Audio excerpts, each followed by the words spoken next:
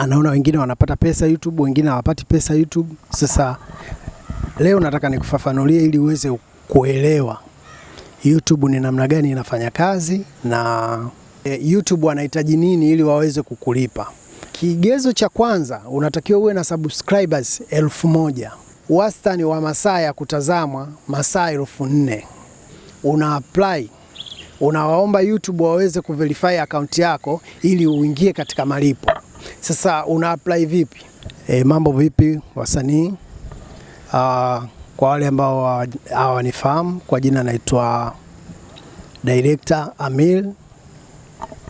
Nipo hapa kwa ajili ya kuwafundisha wale ambao ni upcoming, wanaoanza sanaa.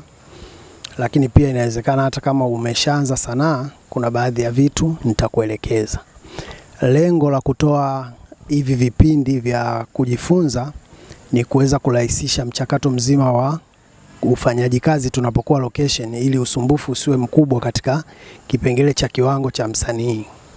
Sasa leo nataka nielekeze muhtasari wa mwenendo wa biashara ya YouTube, the way inavyofanya kazi, kwa sababu tuna imani kuna mtu mwingine anaona tu video zinakuwepo YouTube, anaona wengine wanapata pesa YouTube, wengine hawapati pesa YouTube. Sasa leo nataka nikufafanulie ili uweze kuelewa YouTube ni namna gani inafanya kazi, na wewe sasa baada ya maelekezo haya utajua utaenda na mwendo gani, kwa sababu katika biashara hii ya YouTube au katika tasnia ya filamu na tamthilia kuna watu ni maproducer, wao waigizi, mfano Baba Asma.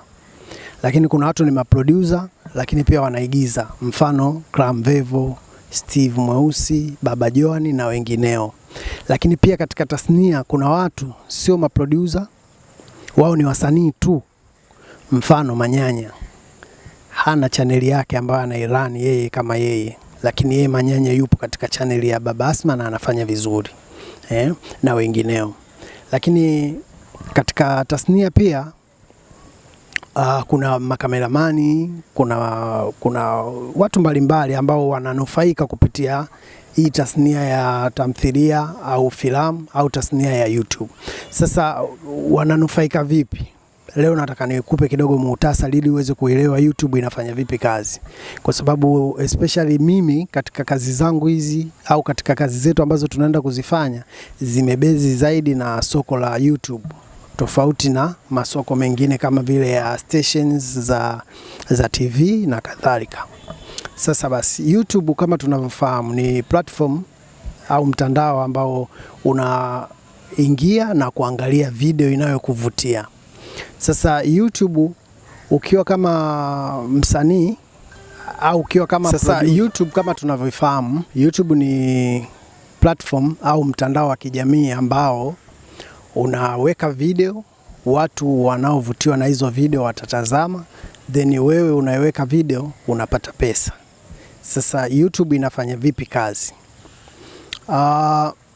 Mtengeneza maudhui akishatengeneza kazi yake akaiweka YouTube, YouTube wao kama wao hawamlipi msanii moja kwa moja. YouTube wanamlipa msanii wao wakishapata kampuni ambayo itaweka tangazo kwenye video ya msanii. Hiyo kampuni italipa pesa. Baada ya kulipa pesa, basi ile pesa itagawanywa. Wao YouTube watachukua kiasi na yule mtengeneza maudhui atachukua kiasi.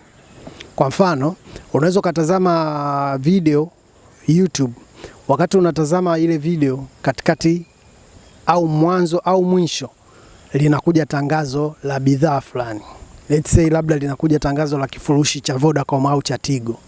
Kwa ina maana kwamba pale Tigo au Vodacom wameilipa YouTube ili iweze kutangaza lile tangazo.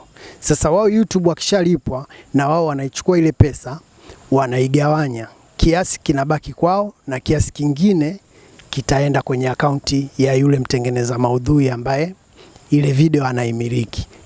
Kwa hiyo ndivyo namna ambavyo YouTube wanawalipa watengeneza maudhui. Nafikiri hadi hapo nitakuwa nimekuelewesha namna gani unaweza kunufaika kupitia YouTube. Sasa Ni nani ambaye anaweza akafungua akaunti ya YouTube na akaanza kufanya kazi?